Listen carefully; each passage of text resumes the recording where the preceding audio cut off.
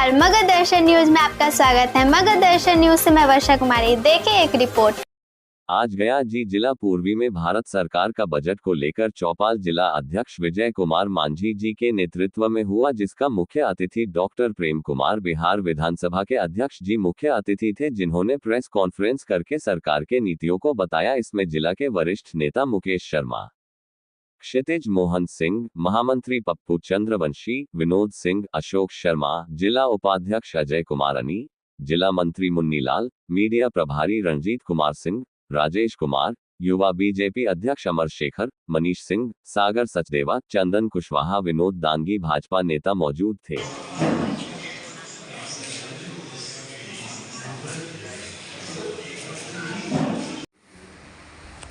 भाई मोदी जी के नेतृत्व में केंद्रीय वित्त मंत्री श्रीमती निर्मला सीतारमण जी द्वारा प्रस्तुत आम बजट 2026-27 जन कल्याणकारी और विकसित भारत के संकल्प को गति देने वाला दूरदर्शी बजट है। यह सर्व समावेशी और सर्वस्पर्शी बजट है, जो विकास, कृषि, औद्योगिक और आधार संरचना सहित पूरे देश के समग्र विकास समर्पित है। यह विशेष रूप से देश युवा शक्ति को सशक्त बनाने वाला बजट है। इस ऐतिहासिक आत्मनिर्भर भारत के बजट के लिए मैं अपनी ओर से और अपनी पार्टी की ओर से और करोड़ों कार्यकर्ताओं की ओर से आदरणीय प्रधानमंत्री श्री नरेंद्र दामोदर दास मोदी जी, केंद्रीय वित्त मंत्री श्रीमती निर्मला सीतारमण जी, उनकी पूरी टीम को हार्दिक बधाई एवं धन्यवाद देता हूँ। माननीय प्रधानमंत्री जी कुशल नेतृत्व में देश आज विकसित भारत की यात्रा का साक्षी बन रहा है। कर्तव्य भवन में तैयार किया गया पहला बजट 3 मुख्य कर्तव्य पर आधारित है। पहला, आर्थिक विकास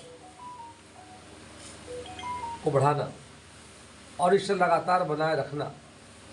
दूसरा, लोगों की उम्मीदों को पूरा करना और देश के विकास से भागीदार बनाना। और तीसरा, सबका साथ सबका विकास के सिद्धांत के तहत सभी को समान अवसर उपलब्ध कराना। मोदी सरकार का लक्ष्य है कि देशवासियों की आकांक्षाओं को वास्तविक उपलब्धियों में बदलते हुए विकास का लाभ देश के अन्नदाता किसान भाइयों को, आदिवासी, अनुसूचित जाति और महिलाओं और युवाओं तक समान रूप से पहुंच सके।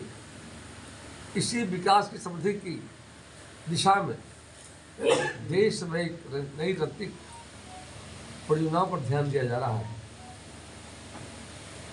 रेयर अर्थ कॉरिडोर के तहत केरल, तमिलनाडु, उड़ीसा और आंध्र प्रदेश के विशेष कॉरिडोर बनाए जाएंगे, ताकि खनिज संपन्न राज्यों को लाभ मिल सके। पश्चिम बंगाल के नौनकुली में नए फ्रेंड कॉरिडोर घोषणा की गई है और पूर्वोत्तर राज्यों के 5 राज्यों में बौद्ध सर्किट का निर्माण होगा। इसके साथ ही इंडस्ट्री क्लस्टर, महात्मा गांधी ग्राम स्वराज पहल, नेशनल फाइबर स्कीम, MSME के लिए सेल्फ रिलायंट इंडिया फंड और आधार अनुसंधान इन्वेस्टमेंट प्रोजेक्ट योजनाएँ न केवल अर्थव्यवस्था की गति बढ़ाएगी बल्कि रोजगार का अवसर सृजित करेंगे। मुझे खुशी से बात की है कि चल रहा बजट जो 25-26 का था और आज बजट पर 26-27 का हुआ है। 25-26 के बजट में भी मुझे खुशी है कि देश के माननीय प्रधानमंत्री के द्वारा लोकसभा में गया जी कॉरिडोर, बोध गया विष्णुपथ कॉरिडोर की घोषणा की गई थी, जिसका भी परामर्शी के माध्यम से योजना बनाया जा रहा है। उसका हाल के दिनों में पीपीटी प्रस्तुत किया गया था गया जी में और बोधगया में। हम धन्यवाद बधाई देते हैं बिहार वासियों को ओर से कि लंबे समय से गया जी के लोगों की डिमांड था। इस उज्जैन महाकाल काशी विश्वनाथ का मतलब निर्माण हुआ है। उस पर देश के माननीय प्रधानमंत्री जी के निर्देश पर योजना हमारा सरकार ने केंद्रीय बजट में शामिल किया है। जल्द ही काम शुरू होने जा रहा है। इसी विकास और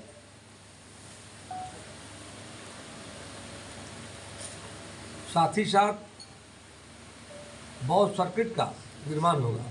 इसके साथ ही इंडस्ट्रियल क्लस्टर, महात्मा गांधी ग्राम स्वराज पहल, national fibre scheme, self reliance India fund and आधार संरचना इन्वेस्टमेंट ट्रस्ट जैसी योजनाओं ने केवल अर्थव्यवस्था गति बढ़ाएगी बल्कि रोजगार का अवसर सृजित करेगी। पटना और वाराणसी में शिप रिपेयर सेंटर बनाए जाएंगे तो खास तौर पर आंतरिक जलमार्गों के लिए होंगे। इन सेंटरों से नदी मार्ग में होने वाले परिवहन को मजबूती मिलेगी और दोनों शहरों को वाटरवेज हब के रूप में विकसित किया जाएगा।